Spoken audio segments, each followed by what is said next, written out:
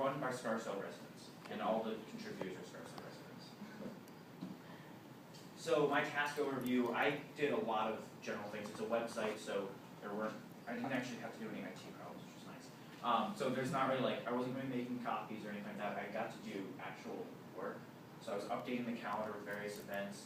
I was updating the email list of just people that she would send out a newsletter. She sends out a newsletter every week that links a lot of the popular articles to the site. So a lot of people, it's kind of funny, she still gets emails from people saying, oh, I love your newsletter, when's your newsletter coming out? She's kind of saying, she has to always say, you know there's an actual website too, we put up the articles every day, it's not just Thursdays. So there are still people who think that it's just a newsletter that she sends out and the articles are all in the newsletter, whereas it's not the actual newsletter. You click on it and it takes you to the site. And so I updated the email list of who's getting the newsletter. A lot of that involved finding companies from the area and finding their emails and putting them on there.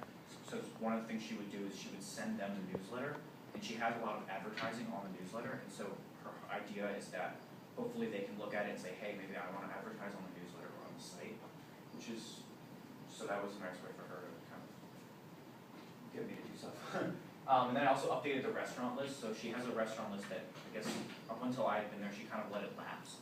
So I spent a lot of time looking up a lot of old restaurants that have left town in, like, a couple of years ago, like, looked up Times Cellar, I've never heard of that, and I don't know when that closed down, but I had to take that off the restaurant list because I can't really recommend it anymore because it's just not there anymore.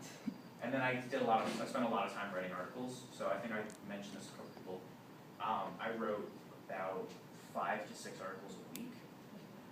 Yeah, so I spent a lot of time writing articles. A lot of them were kind of short articles that didn't take very long, or were essentially almost written for me, that I just kind of had to change things around. But I did spend some time actually working on some significant articles, which was a lot.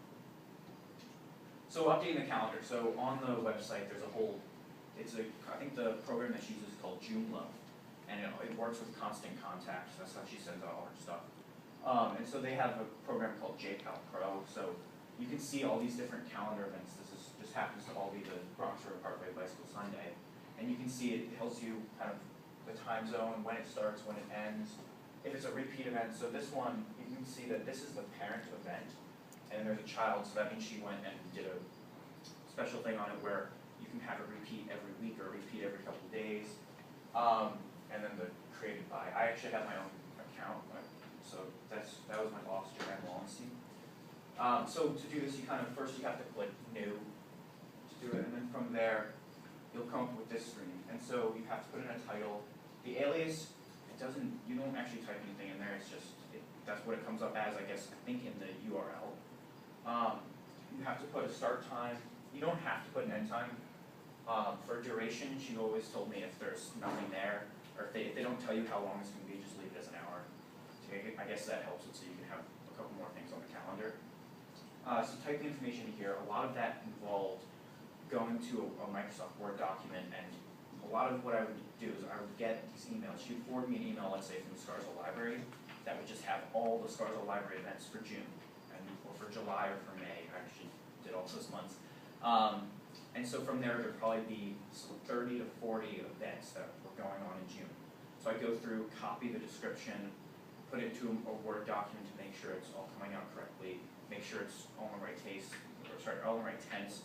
If it says something like join us, I have to change it to join the Scarsdale Library, and take out anything that refers to date and time because I can set that up all on the side.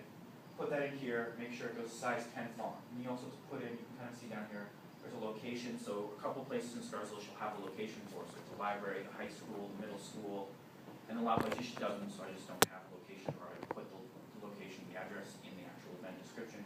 And then I have to put it under a category, which was very easy because there was only one category, general.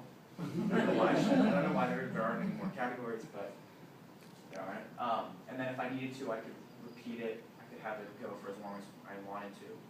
And it was pretty straightforward. Actually, the main problem I had with this was I just kept forgetting to make it size 10 font, because for some reason the default font, I think, is like size 8 or 9, which is kind of weird, so it always have to be bigger font.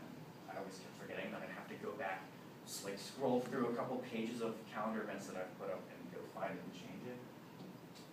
So then another thing I did, updating the email list. So here I put time seller because that was just a fun one that I did, and there's really no, I don't know when it closed, but it closed and I had to take it off the list. So updating the email list, I went through her old email list, and if I knew the place, like for example, she's got a lot of Scarsdale restaurants in there, so I didn't have to go look up whether or not Bonamici's is still open, or whether or not Chinoni's is still open, Candle Lakes. I know all those places are still open. But a couple of places, if I've never heard of them or if I haven't been there in a while, I'll look it up, see if it's still there. I'll just kind of Google it. So Google time seller, as it literally did. See it's closed, and then if it was closed, I would make a note on a Microsoft Word document saying, okay, this place is closed. So I ended up having probably 20 to 30 restaurants that were on the list of probably about 70 restaurants that had closed or moved. And so then I had to go through at a later point and just delete those off the list and then update it. Another thing, so email lists, which you can see is here. This is actually the Word document that I used. I would go through her magazines, so she would have like the Westchester magazine. So I'd go through, find the advertisements. So for example, Danny Cycles, that's in it's on Central Ave, but it's Scarsdale address. So I'd go through and I'd find the email, which would be scarsdale@dannycycles.com, and then she would go, and later on when she sends out her newsletter, add that to the list. And so I actually went through on her Constant Contact, and I added all these to the list. So a couple of these, like for example, Sociable Kids actually used to advertise for her, and they don't anymore. And so she's trying to, I guess, get their business back. So that was something that I think, because she had me there, because she had an intern, she was able to kind of get all these things that she had kind of lapsed on and hadn't done in a while. She kind of get somebody to update them because she spends a lot of her time writing articles. It's a long process. Speaking of which, writing articles was the main thing I did. So as I said, I wrote 5 or 6 articles a week. I ended up writing 27 articles over the 7-week period, but I posted a ton more. So if anybody contributes from outside, so for example, Caroline Kristoff wrote an article for her. Isabel Klein works for her, not in senior option, but she works for her just generally. So I was posting their articles, and so I'd have to go in, post it under an alias. Like I would post it, but I could make it so it says it's authored by somebody else. I'll go through how you do that. So I wrote 2 different types of articles. I wrote the investigative or the requested articles, I kind of called them, which were a lot more fun to do and was a longer process. And then I wrote the press release articles, which some of them wasn't even writing. Like I would get a press release. I'll go through it in a second. So, I mean, here's an example of a press release article. This was actually one that I posted, but I didn't actually write it. This was literally written for me by, if anyone was in Poplar, by Mr. Flisser. Oh, Yeah. And so that was something I didn't, so I just have to copy and paste, make sure it makes sense and make sure all the grammar is correct. Change anything if I have to, maybe add a little bit of information and then post it. And then this is an example of a long article. So this is an article that I'm actually going to kind of take you through. It's an article I wrote about James Nicklaus after he won the state golf tournament. So you can see this one's a lot longer. You can see there are hyperlinks. So actually I have videos, and I have a video that if you want we can watch on James, which is a lot of fun to kind of look at and see. It's on SportsCenter. So the investigative article. So it involves a lot of research. So actually we were a little late when we actually posted the article. So LoHud had actually already written an article on it. So I went and read their article to get some of the facts straight. So I didn't know, for example, that he won the tournament by 1 stroke. I didn't know what he shot each round. I didn't know who came in second. So I could go there, get that information, and it's kind of factual information. So I don't really need to cite that I'm getting it from LoHud because it's factual information I could have literally gotten from James. And then I did a lot of interviews. If I was at work and I couldn't actually go physically and interview him because he was at work, I could do Facebook interview late at night. I could send him some questions on Facebook and then he could send it back. And so that's how I did a bunch of my interviews. I actually did do two, you kind of call it 3 interviews in person. I did an interview with Kimmy Rothberg and Noah Lee when I was writing an article on Legally Blonde and the senior class play, and then I did an article with Robert Lee when I wrote an article on the STEP program. But I did, also with Kimmy and with Robert and Noah, I did do some Facebook interviewing as well just to get some follow-up questions if I just didn't have time to meet with them in person because they have their own options too. And so I also, for James' article, I had to do a little bit of Googling research. I have not played golf in a while. I do play, but I forget some of the rules. So I had to, there was one, he hit this ridiculous shot when he was inside a pond, and he was literally standing in the pond.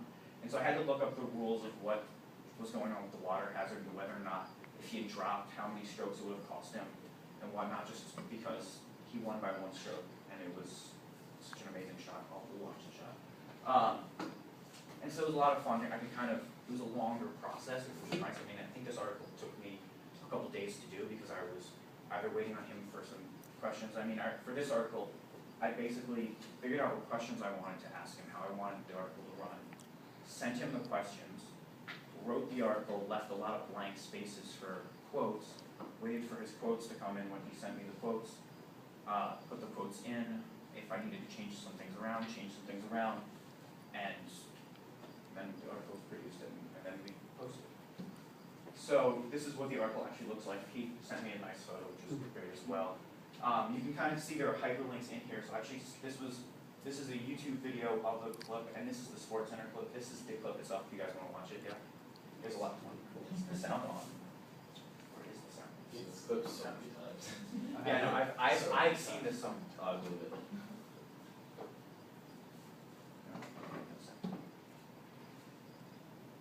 Is there like?